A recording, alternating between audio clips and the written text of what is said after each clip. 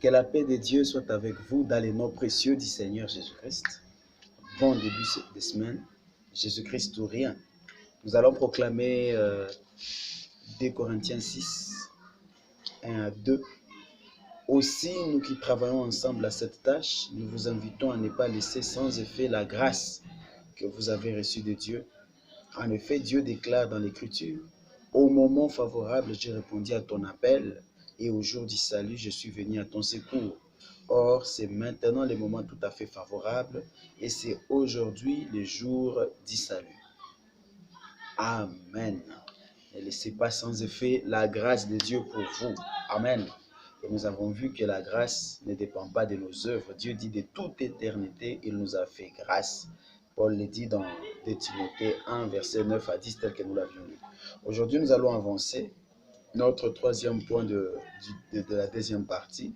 Donc, nous sommes dans le livre de Galates, Galates chapitre 2. Nous avançons à partir du verset 11 à 14 et puis 15 à 21. Mais lorsque Pierre est venu à Antioche, je me suis opposé ouvertement à lui, car il avait tort. En effet, avant l'arrivée de quelques personnes de l'entourage de Jacques, il prenait part au repas commun avec le frère non-juif. Le frère Jacques, c'était vraiment l'apôtre des Juifs, un autre apôtre des Juifs. Il est plus demeuré avec les Juifs, même le livre de Jacques est écrit à l'intention des Juifs. L'épître de Jacques, là, il est écrit à l'intention des Juifs. Eh bien, et c'est même Jacques qui va conseiller à Paul de se faire tondre les cheveux lorsqu'il reviendrait encore à Jérusalem. Je pense que ce n'est pas ce troisième ou quatrième fois, ce qui va le conduire à être arrêté et à être amené jusqu'à Rome et tout. Parce que celui qui s'attache à la loi, il s'attache à la malédiction. C'est très grave ça. Le frère Jacques, il prenait part au repas commun avec le frère non-juif, mais après leur venue, il s'est esquivé et s'est tenu à l'écart parce qu'il craignait les croyants d'origine juive. Excusez-moi, je vais vous donner l'écriture. Donc, en s'attachant à la loi, nous nous attachons à la malédiction. C'est sérieux. Et Paul, qui prêchait la grâce, a obéi à un conseil de quelqu'un qui était plus attaché à la loi et il va connaître un sérieux revers. Voilà, c'est Acte 21, verset 27. Il est écrit. Non, on commence par le verset.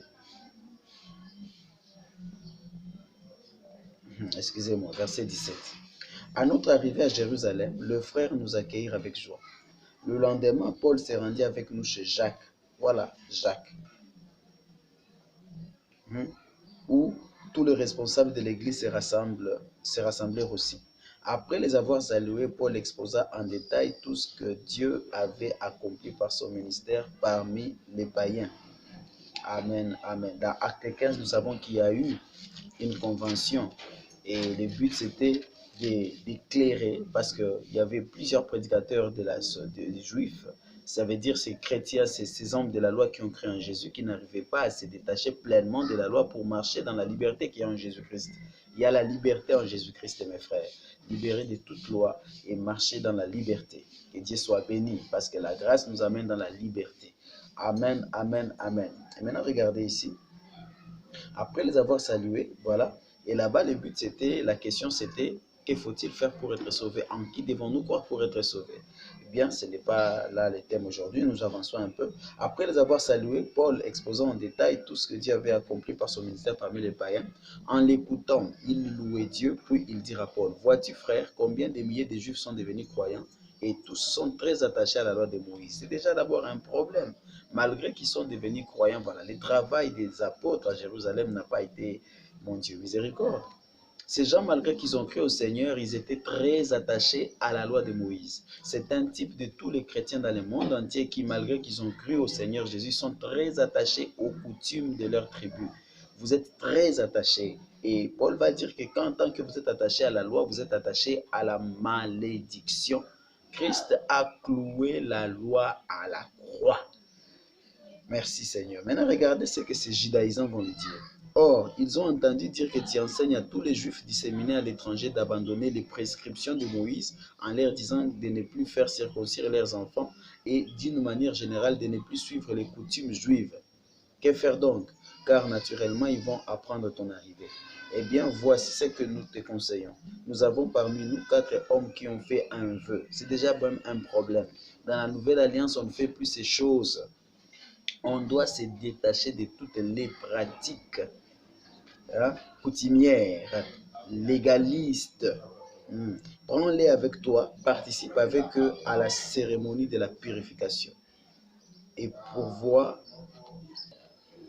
à leurs dépenses pour qu'ils se fassent raser la tête. Ainsi, tout le monde saura que les bruits répandus sur ton compte n'ont aucun fondement, mais qu'au contraire, tu continues toi-même à observer les prescriptions de la loi. Or, c'est faux. Paul avait pleinement compris la différence entre la loi et la grâce, c'est qu'en Jésus, nous sommes libertés. Nous sommes libérés plutôt, nous avons la liberté. Paul n'observait plus les prescriptions de la loi. Il était libre, totalement. Merci Seigneur. Je crois que si Paul se serait marié, il ne ferait pas circoncire ses enfants. En tout cas, il ne le ferait pas. Parce que Paul vivait pleinement la vérité de l'évangile. Prêcher une chose, c'est bien, mais il faut la vivre. Paul prêchait la grâce, la liberté, il devait la vivre. Mais ici, on va l'amener à vivre à l'encontre de sa doctrine, à vivre à l'encontre de sa pleine révélation, de sa pleine conviction. Regardez. Alors, il dit, quant aux païens devenus croyants, voici les recommandations que nous leur avons données par lettre à la suite de nos délibérations. Qu'ils ne mangent ni viande sacrifiée à des idoles, ni sang, ni viande d'animaux étouffés, et qu'ils s'abstiennent de toute inconduite sexuelle. Et Paul a parlé de toutes ces choses. Il dit, dans les Colossiens, on l'a lu, si vous êtes libérés, pourquoi on vous impose encore des règles et des choses? Si vous êtes en Christ et vous êtes mort aux principes rudimentaires de ce monde, pourquoi on vous impose encore ne? C'est ça le problème. L'Église Voilà pourquoi le Seigneur, je crois, s'est révélé à Paul individuellement, afin que Paul, il a vu en Paul cette capacité d'apporter la vérité dans la totalité, de ne pas l'étouffer dans quelque endroit que ce soit. Voilà pourquoi on a plus de lettres de Paul dans la Bible. En effet, l'évangile a plus percé chez les nations. C'est nous qui comprenons pleinement la grâce. Voilà le problème. Le lendemain, donc, Paul amena ces hommes et participa avec eux à la cérémonie de la purification. Il a accepté de revenir à la loi. Et là, c'est un petit problème, là. Il va obtenir la malédiction en conséquence. Puis il entra dans la cour du temple où il déclara à quelle date la période de la purification serait achevée, c'est-à-dire à quel moment on offrirait les sacrifices pour chacun d'eux. C'est vrai qu'il a un principe aussi, il dit, avec les juifs, je me comporte comme des juifs, et avec les nations, je me comporte comme les païens afin de gagner les gentils. Avec les juifs, je me comporte comme eux afin de les gagner. Peut-être c'est ce qu'il a essayé de faire ici, mais ça n'a pas bien tourné. Ça n'a pas bien tourné. Ça n'a pas bien tourné. La semaine exigée pour la purification allait s'achever lorsque des Juifs de la province d'Asie virent Paul dans la cour du temple. Ils ameutèrent toute la foule et se jetèrent sur lui en criant « Israélites au secours, le voilà, c'est lui qui ne cesse de prêcher partout et à tout le monde contre notre peuple, contre la loi de Moïse et contre ses temples. Et même à présent, il a introduit des païens dans l'enceinte sacrée, il a souillé ces saints lieux. » Ils disaient cela parce qu'ils avaient vu Trophime d'Éphèse en ville avec lui et ils imaginaient que Paul l'avait fait entrer dans la cour intérieure du temple. L'agitation gagna la ville tout entière et le peuple accourut en foule de toutes parts. On s'empara de Paul et on le traîna hors de la cour du temple dont on ferma immédiatement les portes. On cherchait à le mettre à mort quand le commandant de la garnison romaine fut informé que tout Jérusalem était en effervescence. Aussitôt, il rassembla des soldats avec leurs officiers et se précipita vers la foule. Dès qu'on aperçut les commandants et les soldats, on cessa de battre Paul. Voilà, vous pouvez lire la suite vous-même. Et c'est un sérieux problème. Paul il a eu peut-être encore 40 coups moisins ici. Il a été frappé, flagellé, presque à mourir. Pourquoi? C'est ça, au fait, l'obligation de la loi. Plaire un peu aux Juifs et ça produit ce que ça produit là. Bien, mais je crois qu'en toute occasion, il est dit tout concours revient de ceux qui aiment Dieu. Ceci lui avait permis d'arriver à Rome tel qu'il est arrivé. Il a aussi servi là-bas pendant un certain temps. Bien que Dieu soit béni quand même, mais du moins nous en apprenons quelque chose, nous en tirons une grande leçon. Nous ne devons plus obéir aux prescrits de la loi. Et si nous ne pouvons pas obéir aux prescrits de la loi de Moïse, à quand même forte raison aux prescrits de nos lois, les lois, les coutumes, bien-aimés.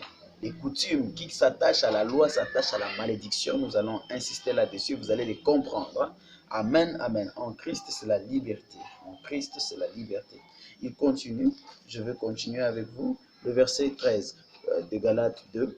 Comme lui, les autres chrétiens d'origine juive se sont mis eux aussi à cacher leur véritable conviction, c'est ça le problème, au point que Barnabas lui-même s'est laissé entraîner par leur dissimulation.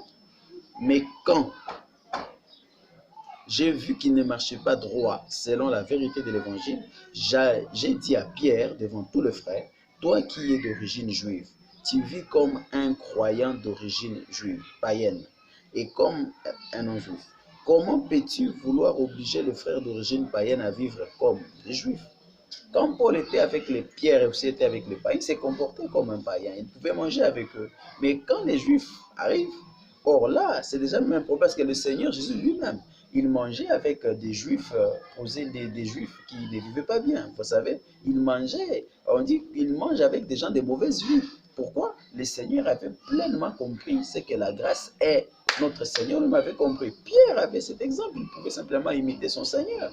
Non, il avait peur de manger avec les... Et pourtant, c'était des chrétiens, des non-juifs, mais qui sont devenus chrétiens.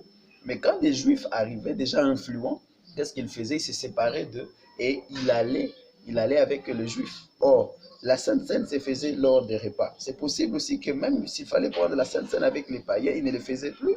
Il allait le prendre qu'avec les juifs. Et quoi là? C'est tout un péché, c'est mal comprendre, c'est diviser le corps de Christ. Voilà dans quel péché Pierre a été induit, a été influencé, simplement parce qu'il n'y a pas eu assez de force de prendre position pour ses convictions. Il avait compris, selon Acte 10, que Christ ne considère plus le païen, Dieu ne considère plus les païens comme des méchants, il les a sanctifiés. Il dit, je les ai sanctifiés. Il a même dit ça avant qu'il ne prêche à Corneille. La sanctification, c'est dans les sangs de Christ. Alléluia. Nous viendrons souligner cela, c'est très fort. Dieu nous a déjà sanctifiés quand Jésus est mort à la croix. Amen. Même avant que je ne croie en Jésus, j'étais déjà sanctifié en Dieu. J'étais déjà sanctifié en Jésus-Christ. Voilà pourquoi je suis venu répondre à mon appel. Il dit, pourquoi tu vas appeler impur ce que moi j'ai sanctifié? Oh, oh, oh, oh. L'évangile de la grâce. Que Dieu bénisse tous ceux qui croient dans la grâce. Amen. Voilà pourquoi Paul a réprimandé Pierre. Eh bien, vous voyez ça? Vous voyez le contexte? Il dit parce qu'ils avaient peur, ils cachaient leurs véritables convictions. Ne cachez pas vos véritables convictions. Voilà pourquoi je suis en train d'exposer mes convictions. Je n'en ai pas honte, c'est la parole de Dieu. Je continue, verset 15 à 21. Alors ici, il va prouver ce que cela veut dire. Nous qui sommes juifs d'origine, nous ne faisons pas partie de ces pécheurs que sont les païens. Cependant, nous avons compris que l'on est déclaré juste devant Dieu, on est justifié, acquitté, non parce que l'on accomplit les œuvres que commande la loi, mais uniquement par la foi en Jésus-Christ. Uniquement par la foi en Jésus-Christ. Ça veut dire la loi a été annulée. Il n'y a plus un peuple spécial devant Dieu. La spécialité ici aujourd'hui, c'est quiconque croit en Jésus, c'est lui qui est spécial parce qu'il est fils de Dieu. C'est pourquoi nous avons, nous aussi, placé notre confiance en Jésus-Christ pour être déclarés justes par la foi et non parce que nous aurions accompli ce qu'ordonne la loi. Amen. Car comme le dit l'Écriture, personne ne sera déclaré juste devant Dieu parce qu'il aura accompli ce qu'ordonne la loi. Vous entendez ça? Tu n'es pas juste parce que tu ne fumes pas. Tu n'es pas juste parce que tu ne bois pas. Tu n'es pas juste parce que tu ne prends pas les femmes d'autrui. Tu n'es pas juste parce que tu ne voles pas. Tu n'es pas juste parce que tu ne tues pas. Tu n'es pas juste parce que tu obéis à tous ces points de la loi. Non. Cette justice-là, aujourd'hui, n'a aucune valeur. Je vais vous lire l'écriture plus forte d'ailleurs. Vous êtes prêts? Je vais vous lire. Ésaïe 64, et puis on va continuer. Ésaïe 64, verset 5. Il est dit que toute notre justice, Ésaïe 64, verset 5, votre justice n'a aucune valeur aujourd'hui. Toute votre justice, vous pensez être juste, mais je vous dis que dans les miroirs de Dieu, vous ne l'êtes pas. Nous qui sommes tous semblables à des êtres impurs, toute notre justice est comme des linges souillés. Hein? Nous sommes tous flétris comme un feuillage, nos fautes nous emportent comme le vent. Ésaïe 64, verset 5, votre justice est comme votre propre justice, comme un linge souillé. Vous entendez ça?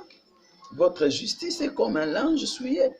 Généralement, les lins sont blancs, je crois. Et c'est comme des lins souillés, dans lesquels, par exemple, un enfant a fait du caca. Qu'est-ce que vous pensez? Vous êtes blanc d'un côté, de l'autre côté, vous n'êtes pas blanc. Qu'est-ce que vous pensez? Pensez-vous que par vos propres efforts, vous pouvez vivre tout le prescrit de la loi? Pensez-vous que par vos propres efforts, vous pouvez être justifié devant Dieu? Non, laissez calme, abattez vos efforts. Qu'est-ce qu'il faut faire maintenant? Répondez à la grâce de Dieu simplement par des actions de grâce. C'est ce que Dieu m'a révélé et c'est très fort, mon bien-aimé. Les actions de grâce, les actions de grâce. Remerciez Dieu, merci Père parce que tu m'as sanctifié en Jésus-Christ. Même si tu fumes encore, dis merci Père parce que tu m'as sanctifié en Jésus-Christ. Oui, tu as menti, tu as fumé, pas de problème. Merci Père parce que tu m'as sanctifié en Jésus-Christ. Remercie Dieu, c'est la seule manière d'atteindre la sanctification et non par les efforts, et non par vos propres efforts. Mais si en cherchant à être déclaré juste, je continue verset 17, nous, juste dans l'union avec le Christ, nous avons montré par là même que nous étions des pécheurs comme le païen. Cela signifie-t-il que le Christ est complice du péché? Oui, parce que quand les Juifs acceptent d'être justifiés en Jésus-Christ en l'acceptant, en se repentant de ses péchés et en étant baptisés dans Jésus au sein du Seigneur Jésus-Christ, ça c'est la confession chrétienne. Vous voyez, donc il reconnaît qu'il était aussi pécheur malgré la pratique de la loi. Chers amis, reconnaissez que vous êtes nés dans le péché. Chère sœur vierge, vous êtes nés dans le péché, vous êtes pécheresse. Bien-aimés, vous êtes pécheurs. Reconnaissez que vous êtes pécheurs. Et repentez-vous, croyez à la bonne nouvelle du Seigneur Jésus. C'est la seule manière, bien-aimés. Amen. Loin de là, car si je remets en vigueur les régimes de la loi que j'ai abandonnés, alors je me place moi-même dans la situation d'un homme qui transgresse la loi. Voilà, comme dans Acte 21, c'est que nous avons lu là. Car c'est par la loi que je suis mort au régime de la loi afin de vivre pour Dieu. En effet, j'ai été crucifié avec le Christ. Ce n'est plus moi qui vis, c'est le Christ qui vit en moi. Ma vie en tant qu'homme, je la vis maintenant dans la foi au Fils de Dieu. Merci Seigneur. Et la foi, c'est croire du cœur et confesser de la bouche. Merci Seigneur. C'est le principe de la foi. Merci Seigneur. Qui par amour pour moi s'est livré à la mort à ma place. Ainsi, je ne rejette pas la grâce de Dieu. Ne rejetez pas la grâce de Dieu en revenant à la loi. Quand vous revenez à la loi, vous rejetez la grâce. Vous voyez, quand Paul a rejeté la grâce en allant se faire tondre par un vœu de l'Ancien Testament qui n'a aucune valeur aujourd'hui, qu'est-ce qui s'est passé? Il a eu des fouets, il a été chicoté à mort. Vous voyez, en se liant à la loi, vous vous alliez à la malédiction. Vous serez chicoté, peut-être pas physiquement, maintenant par une maladie, peut-être par je ne sais pas quoi. En se liant à la loi, nous nous lions à la malédiction. En se déliant de la loi, nous vivons par la grâce. Et la grâce, c'est la protection. La grâce, c'est Dieu, c'est la force de Dieu. Dieu qui met tout en œuvre pour vous. Dans la loi, vous faites tout pour plaire à Dieu. Dans la grâce, vous recevez simplement ce que Dieu vous a déjà donné en Jésus-Christ. Et c'est ainsi que vous le plaisez parce que vous avez la foi. Car sans la foi, nul ne peut plaire à Dieu. Alléluia, que Dieu soit béni. Ainsi, je ne rejette pas la grâce de Dieu en revenant à la loi. En effet, si c'est l'obéissance à la loi qui permet d'être déclaré juste, alors le Christ est mort pour rien. Et là, je vais vous dire, je disais, notre bon homme de Marvin, William Marvin Branham, c'est Marvin, j'ai bien dit Marvin ou Marvin, il est né, il dit qu'il est né sous une loi, il est né, on lui a dit ne fume pas, ne bois pas, ne te suis d'aucune manière avec les femmes, quand il sera grand, ne bois pas. Vous savez qu'un homme à qui il est dit de ne pas boire ne doit même pas prendre aussi la Sainte Seine. Il est grave, vous devez comprendre dans quelle alliance nous vivons. Si Dieu vous dit de ne pas prendre de vin, vous ne prendrez même pas la Sainte Seine. Vous ne pouvez même pas le prendre. Vous ne pouvez pas dire, Dieu m'a dit ici, mais ici c'est Dieu. Non, non, non, Dieu ne se contredit pas. Dieu ne se contredit pas. Voilà pourquoi je vous dis qu'à vrai dire, ces lois-là, je ne sais pas trop. Il se peut que c'est lui-même qui se les a imposées, prétendument que c'est Dieu qui les lui avait données. Et il a imposé ça à l'Église ou aux enfants de Dieu dans le monde entier. Ils ne boivent pas, ils ne fument pas, ils ne se suivent pas des femmes, ainsi ils pensent qu'ils sont saints, ils sont pieux, ils sont propres. Ils ne le sont pas selon la loi, selon l'évangile de Paul. Ils ne le sont pas, ils ne le sont pas. On est juste parce qu'on a cru au Seigneur Jésus. Alors cet homme, c'est depuis son enfance parce qu'il tient une œuvre, une grande pour moi quand il sera grand. Ainsi, qu'est-ce que c'est? Qu'est-ce que ça nous amène? C'est comme si aujourd'hui dans la nouvelle alliance, vous devez faire des efforts pour avoir un ministère glorieux. C'est faux. Le ministère est en Jésus-Christ. Je crois parce que c'est Christ en moi qui accomplit le vouloir et le faire. Je suis en train de rendre à Dieu des actions de grâce. Je crois que le ministère grandit et il va dans le monde entier. Je crois qu'il bénit des millions et des millions et des millions d'âmes. Je crois cela de tout mon cœur par des actions de grâce. Il ne s'agit pas de gêner jusqu'à devenir un squelette ou un squelette. Il ne s'agit pas de gêner jusqu'à presque à mourir, s'il vous plaît. Aujourd'hui, le ministère est facile. C'est par l'Esprit de Dieu que nous agissons. Et dans l'Esprit de Dieu, c'est simplement la grâce. La grâce, les actions de grâce, la foi, la confession. Et nous marchons par l'Esprit. Que Dieu vous bénisse. Je ne suis pas contre les jeunes, non. Mais vous devez comprendre, si vous gênez parce que vous pensez qu'il faut que vous gêniez pour que vous devez avoir sur la loi. Moi, maintenant, si je dois jeûner, je jeûne, bien sûr, avec des actions de grâce. C'est plus puissant. Alléluia. Le but, c'est simplement parce que le jeûne ne touche pas Dieu. Le jeûne, c'est ces corps de chair ici. Que Dieu vous bénisse. Oh, que Dieu soit loué. Paix à vous. Shalom. Au prochain numéro. Et au prochain numéro, nous allons entrer dans Galates chapitre 3, où on va finalement souligner fortement que nous sommes justifiés par la foi sans dépendre des œuvres. Parce que la grâce ne fait pas appel à nos œuvres, la grâce fait appel à notre bonne attitude, à la foi, à notre réponse à cette grâce-là. Ça veut dire des actions de grâce. Père, je te loue pour ce matin. Je te loue pour cette vidéo qui bénit les enfants de Dieu, qui les libère de la loi et de la crainte dans le nom de Jésus. Amen.